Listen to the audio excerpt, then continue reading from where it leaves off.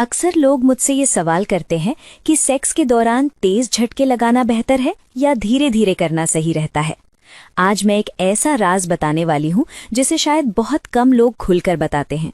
क्या कहीं ऐसा तो नहीं कि आप भी वही गलती कर रहे हैं जो लगभग 90% मर्द करते हैं और इसी वजह से अपनी पार्टनर को पूरी तरह मुतमईन नहीं कर पाते? अगर आप चाहते हैं कि अगली बार आपकी पार्टनर खुद आपके करीब आए, आपकी तारीफ करे और आपको प्यार से पकड़कर कहे कि आज बहुत मजा आया, तो ये जानकारी खास तौर पर आपके लिए है। आज मैं झटकों का वो सही साइंस और तरीका बताने वाली हूँ जिससे मजा 2 गुना हो सकता है। इसलिए इस जानकारी को आखिर तक सुनिए, क्योंकि ऐसी सीक्रेट बातें आपको शायद कहीं और नहीं मिलेंगी। अब आइए इस सेंसेशनल टॉपिक को तफसील से समझते हैं। दोस्तों, फिजिकल इंटरैक्शन केवल एक काम नहीं बल्कि एक कला भी है। जब लोग बेड पर होते हैं तो ज्यादातर मर्द का ध्यान केवल अपने ऊपर होता है।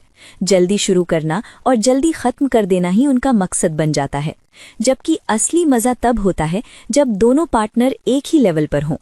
आज हम उसी रिदम और पेस की बात करेंगे जो आपकी केमिस्ट्री को आग लगा सकते हैं। मैं आपको बताऊंगी कि कब गियर बदलना चाहिए और कब ब्रेक लगाना जरूरी होता है। अगर ये बात समझ आ जाए तो आपके रिश्ते में गहराई और भी बढ़ सकती है। अब जरा गौर कीजिए कि अक्सर बहुत से मर्द क्या करते हैं। बेड पर आते ही सीधे घुसाना शुरू कर देते हैं, तेज तेज धक्के, और कुछ ही मिनटों में सब खत्म। उस समय तक पार्टनर पूरी तरह तैयार भी नहीं होती और काम खत्म हो जाता है। नतीजा ये होता है कि वो चुप रह जाती है, ऊपर से मुस्कुराकर बात टाल देती है, लेकिन अंदर से अधूरापन महसूस करती है। जब यही सिलसिला बार बार दोहराया जाता है तो धीरे धीरे वो दूर होने लगती है। फिर बहाने बनने लगते हैं, सर दर्द है, थक गई हूँ, बच्चे हैं या सुबह जल्दी उठना है।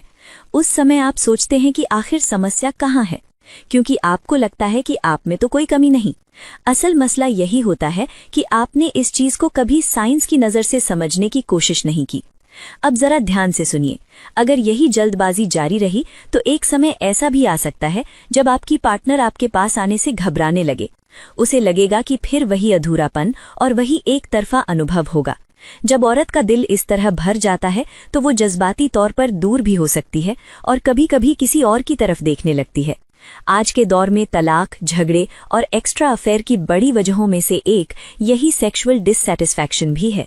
जरा सोचिए, केवल कुछ मिनटों की जल्दबाजी से इंसान अपना घर दांव पर लगा देता है। क्या ये जोखिम लेने लायक है? बिल्कुल नहीं। इसलिए मेरी बात ध्यान से सुनिए, क्योंकि मैं वो सच बताने जा रही हूँ जो न दोस्त बताते हैं, न आम इंटरनेट वीडियो और न ही फिल्में। ये सब मेडिकल साइंस और तजुर्बे की बात है। सबसे पहले ये समझना जरूरी है कि औरत का जिस्म मर्द से बिल्कुल अलग तरीके से काम करता है।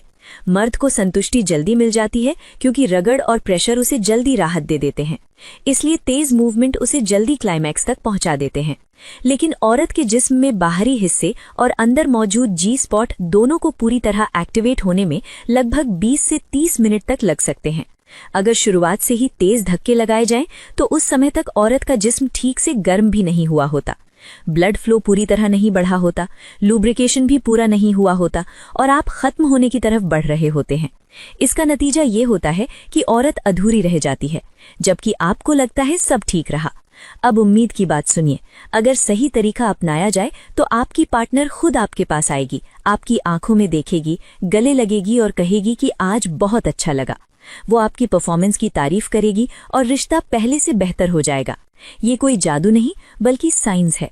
बस कुछ बेसिक नियम समझने और अपनाने की जरूरत है। सबसे पहला नुक्ता ये है कि हमेशा धीरे शुरुआत करें। बेड पर आते ही तुरंत पेनिट्रेशन शुरू न करें। पहले कम से कम 15 से 20 मिनट फोर प्ले करें।